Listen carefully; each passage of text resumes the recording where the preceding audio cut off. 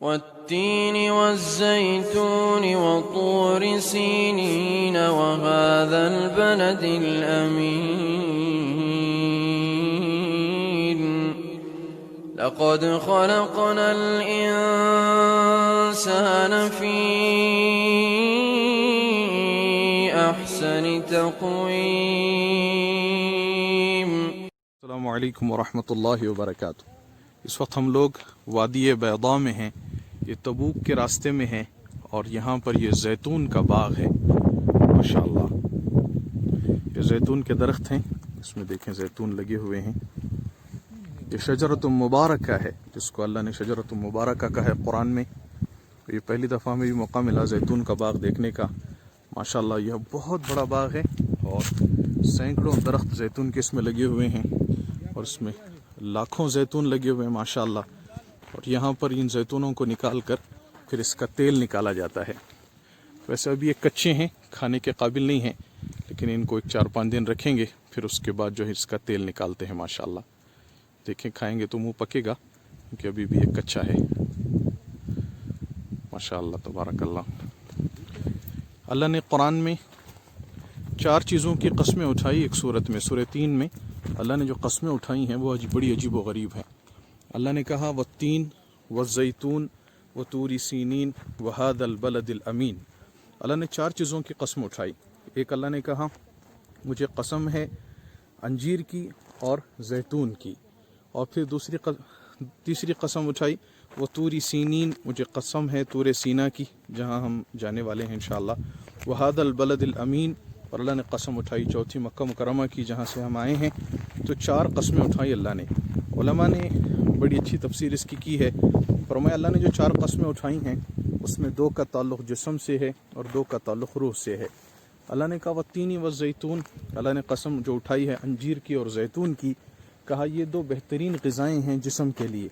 جسم کی صحت چاہتے ہو تو انجیر کا استعمال کرو اور زیتون کا استعمال کرو. پھر کہا وطور سینین وہذا البلد الامین, ان 2 کا تعلق انسان کی روح سے ہے کہ سب سے پہلے روح کی غذا وہ تورات ہے جو طور سینا میں اتاری گئی تھی, اور پھر وہذا البلد الامین, اور پھر دوسری روح کی غذا مکہ مکرمہ میں اتاری گئی تھی جو سب سے آخری اور مکمل روح کی غذا ہے وہ قرآن ہے. تو اللہ نے جس پھل کا ذکر قرآن میں کیا ہے تو وہ پھل یہاں دیکھنے کو مل رہا ہے وہ زیتون ہے. اس سے سبق یہ ملتا ہے کہ جسم کو بھی مکمل غذا پہنچانے کی ضرورت ہے اور روح کو بھی مکمل غذا پہنچانے کی ضرورت ہے. اگر جسم کو صحیح غذا پہنچائیں گے, روح کو نہیں پہنچائیں گے تو روح کمزور ہو جائے گی, اور اگر روح کو غذا پہنچائیں اور جسم کو غذا نہ پہنچائیں تو جسم کمزور ہو جائے گا. تو یہ زیتون کا باغ ہے ماشاءاللہ, اور آگے چل کر یہ لوگ اس کا تیل نکالتے ہیں اور بڑا بہترین زیتون کا تیل یہاں سے ملتا ہے.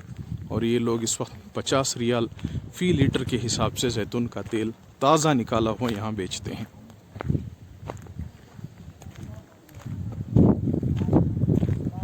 یہ جو آ رہے ہیں یہ بدو ہیں ماشاءاللہ جو مالک ہیں اس باغ کے. ماشاءاللہ زیتون کا بڑا درخت ہے. بسم اللہ الرحمن الرحیم. اللہ نور السماوات والأرض مثل نوره كمشكاة فيها مصباح المصباح في زجاجة الزجاجة كأنها كوكب دري يوقد من شجرة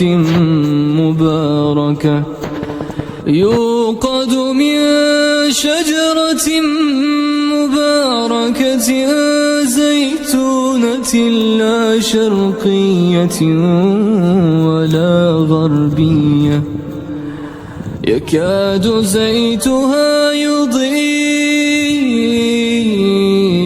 ولو لم تمسسه نار نور على نور